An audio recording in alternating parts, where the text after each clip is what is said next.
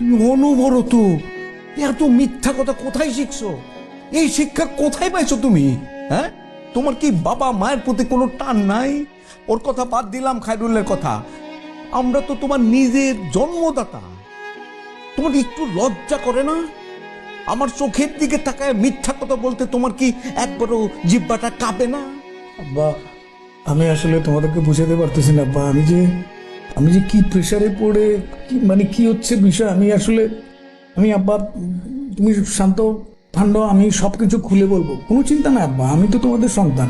কাকে খুলে বলবা? কি খুলে বলবা তুমি?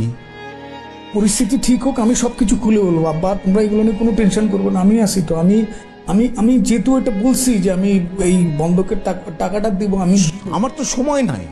বা 7 দিন সময়, 7 দিনের মধ্যে এটা দিতে হবে। আচ্ছা, কোনো অসুবিধা না আব্বা, আমি ওনার সাথে কথা বলবো। বলো, কথা বলো, ফোন করো, এখন ফোন করো তুমি। বলে তুমি মেম্বারকে বুঝাইতে পারলে বুঝাও, কবে টাকা দিতে পারবা বলো। বা এখন তো অনেক রাত হয়ে গেছে আব্বা, গ্রামের বাড়িতে তো সবাই এখন ঘুমায়। এই সময় তো একটা লোককে ফোন দিয়ে ডিস্টার্ব করাটা ঠিক হবে না।